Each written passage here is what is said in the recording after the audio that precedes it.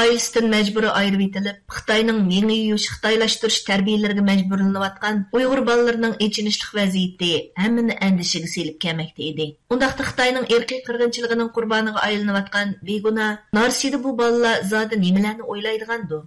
Ularni g'am qilamdigandu. Uyg'ur diyoridagi bolalarning eng cho'ng g'ami ma'lum bir Xitoy o'qituvchi o'z tatib TikTok tarqatgan qisqa videosi orqali chet el ijtimoiy taratqulardimi keng yeyilib, Uyg'ur avlodlarining echinishli holi navbatda muhojiratdagi Uyg'urlarning g'amiga aylandi. 大一些你的最大的烦恼是什么? Qayar ekanligi noma'lum, ammo Uyg'ur diyoridagi ma'lum bir boshlang'ich maktabning tantarbiya maydoni ekanligini ko'rgili bo'ladigan 6 minut 10 sekundlik bu qisqa videoda bir Xitoy o'qituvchi 9-10 yoshlardagi 18 nafar Uyg'ur qiz va o'g'il o'quvchilarni radga tizib, "Sening eng cho'ng g'aming nima?" deb bir-birlab Xitoycha so'raydi va uni yonfonda suratga oladi. Bolalar xeyli ravon Xitoycha javob beradi. Eng cho'ng g'aming nima degan savolga radning beshidagi g'amkin Oyshamning javobi "Dadam qachon qaytib kelar?" deb boshlanadi. 大一些你的最大的烦恼是什么? 爸爸什么时候回来? 爸爸什么时候回来? Ha. Arqadan Sabihaning javobimi Oyshamga o'xshib ketadi. U "Tog'am qachon qaytib keladi?" deydi. 来，小碧汉，你的最大的烦恼是什么？叔叔什么时候回来？叔叔什么时候回来？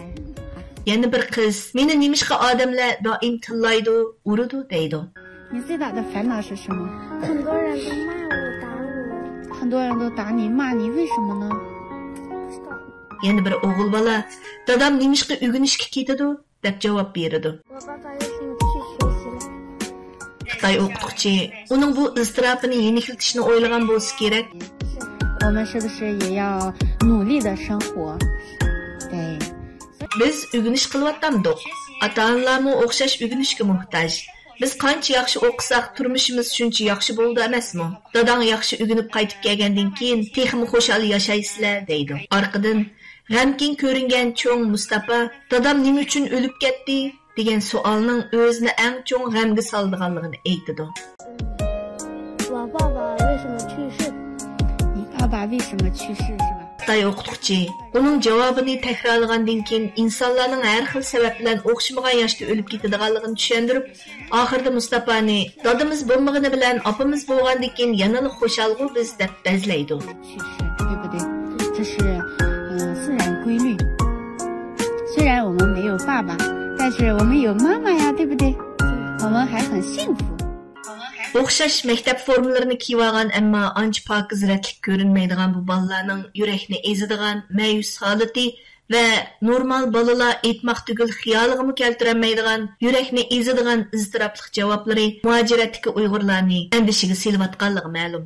Ben bir o'qituvchi bo'lib sifatim bilan ayni vaqtida shu o'quvchilarning ota-onalari tutib ketilgandan keyingi shu bolalarning kayfiyati, ashlardagi g'am, ashlardagi bicharchiliklarni o'z ko'zim bilan ko'rdim. O'quvchilar doim mendan so'raydi, "Muallim, nima uchun meni opamni tutib ketadi?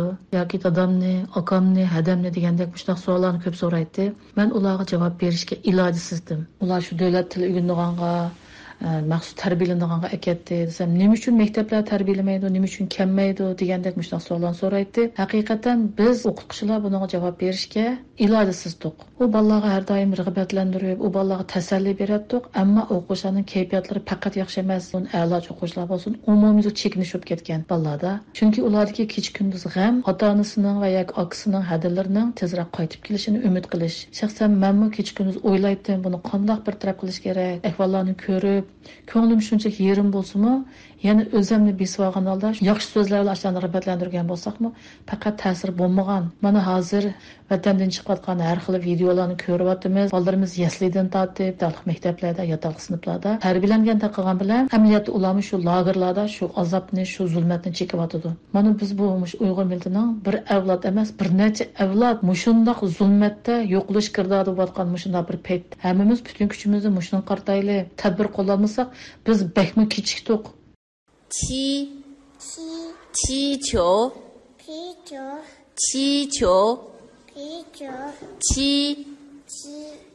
球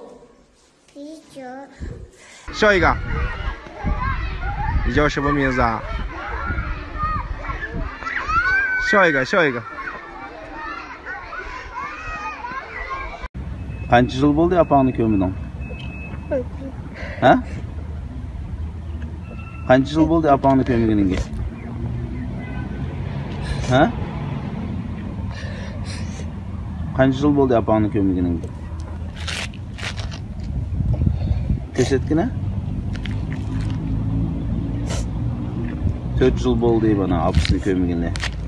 Xitoylar akir ketib lagerga solay elib apısını mana kömüdüm. Apamni seg'in ketdim deb yig'layapti.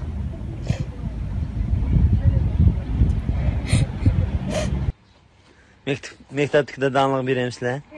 Mektepdeki dadamlık nerede? Mektepdeki dadamlık Sakçıbaya'da. Şu künde gül terip bir şey saklap duramsızlar. Kaçarlık geldi dadamlık? Dadamla bir çok kıyınrak geldi. Künde teripsizler miydi yolda?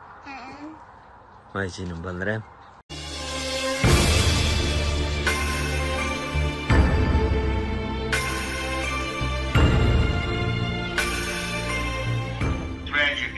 Young people, okay, instead of really enjoying their life and everything else, their childhood, they are talking and asking questions. Bu bir tragediya. Bu balalar özünün balalık davrdan huzurlanıp xoşal çoğ buluşunun ornaga özünün ailesiga nim bolganligi haqidagi savollarga patqandek g'amlarini so'zlaydi. Bu ko'p taraflardan intayin ichinishlik reallik. Biz Yahudlar nim bolganligini yodimizdan chiqarmasligimiz kerak. Men odatda boshqa joylarda yuz bergan tragediyalarni Yahudi çoğ qirg'inchiligiga selishtirmayman. Ammo intayin shubhisiz holda Xitoyning Uyg'ur diyorida qurganlari jazo lagerlari bu irqiy qirg'inchilik deb ayta olaman. Dunyo faqat bu haqda quruq so'zlab qolmay, cho'qim buni oxirlashtirishga jiddiy va konkret harakat qilishi lozim. I feel comfortable to call it genocide. That we have to remember what happened in the former with the Jews. To do something to force. U irqiy qirg'inchilikning Uyg'ur avlodlariga keltiradigan ig'ir oqibatlarini yenikiltish uchun Uyg'ur jamiyati va ota-onalarga o'zining tavsiyasini bildirib, mundaq dedi. My particular case is my religion. The Jewish identity. Meni cho'ng qirg'inchilikning ig'ir oqibatlaridan saqlab qolgan narsa biri diniy e'tiqod bo'lsa, yana biri o'zimning milliy urf-odat, madaniyatim deb qarayman. Qirg'inchilikning maqsadi yo'qotish. Şoň Uyg'urlar buningga qarshi amalning baricha avlodlariga o'zining kimligini unutildirmaslik uchun tirishishi va qirg'inchilikning mohiyati haqida avlodlarga yaxshi va to'g'ri tarbiya berishi to'liq zarur. But they have to teach them about the Uyghur pride of your heritage and to teach it. This is very important.